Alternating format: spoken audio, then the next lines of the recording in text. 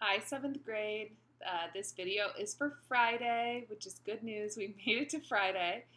Hope you're hanging in there. I'm filming this on Thursday, and today I got to see quite a few of you who came to campus to pick up your books, so that's great.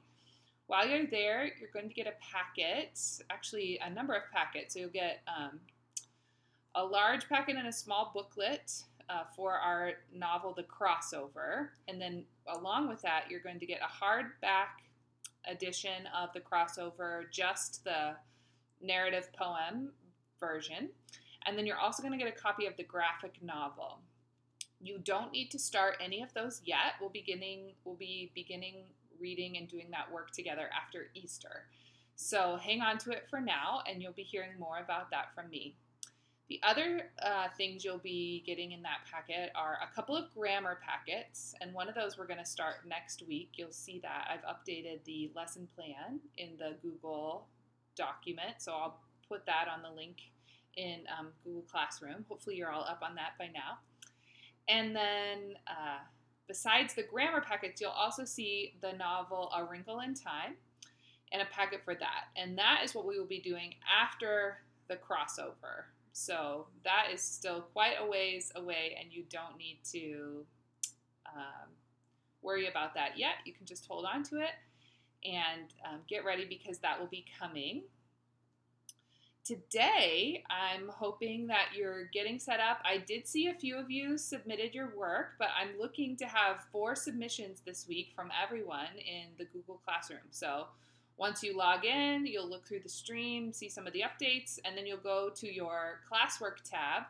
And underneath that, you'll find your 4 assignments for this week. 3 of them are to take a picture of something that you've worked on and send that to me so I can give you some feedback and look it over. And then one of them is sort of a survey quiz to update me on your progress and tell me how you're doing.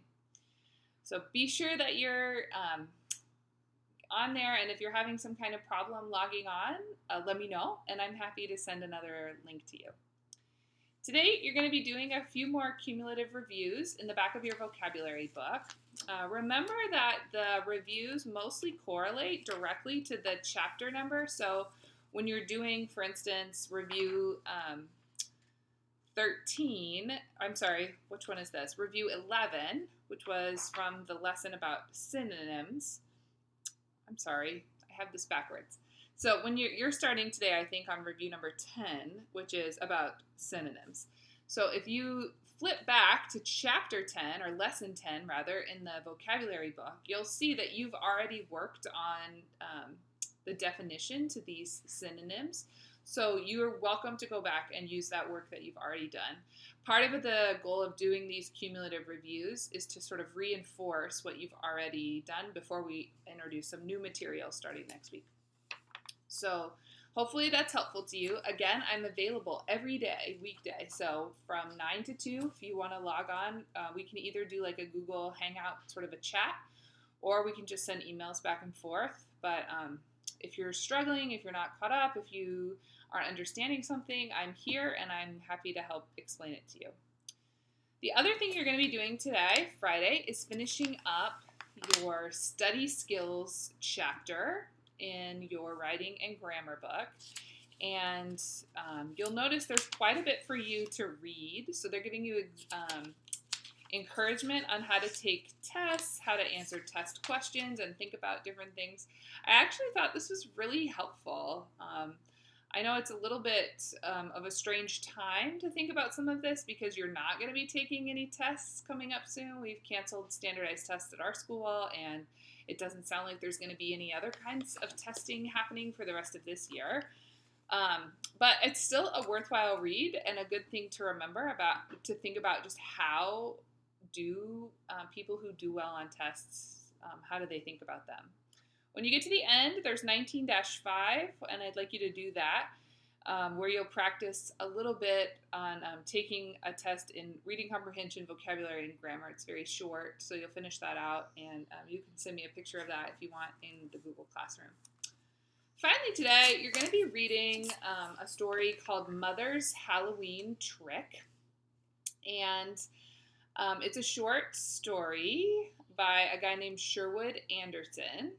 And there's a couple of things I want you to look out for. The first one is irony, and I'm making that jokey noise because I'm always asking you guys to think about irony, but that is a big focus in 7th grade literature, is to be able to define it and notice it.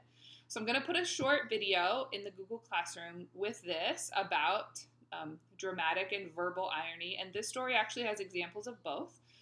So I'd love for you to watch that, or both of those, and then think about how do you see verbal irony and dramatic irony in this story. The other thing I would like you to think about is sort of the philosophical or moral issues that are raised by the mother's approach and what the family does. So think about that as you're reading and as you're taking your quiz. Check out the videos, and then if you want to just leave a comment on the post in the Google Classroom stream, I'd love to hear where you noticed irony and how you found something to be ironic. You could just put one, and if you saw the same thing somebody else said, you can comment on that. Yeah. Okay, that's all for Friday. Next week, we are mixing it up a little bit, and so you'll have some things both in the packets that you just got and on Google Classroom to look at for me as we continue to sort of finish out the work that we have through the end of next week, which takes us to Good Friday. And then once we do get to Easter, we are going to do a pretty big pivot and begin doing all of our work. We're going to do vocabulary studies.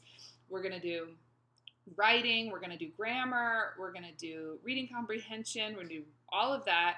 But instead of having it be in all these different books and looking at things every day, we're going to have all of it come from our novel. So I'm excited to do that with you. I'm going to introduce that to you a little bit and tell you more about it soon.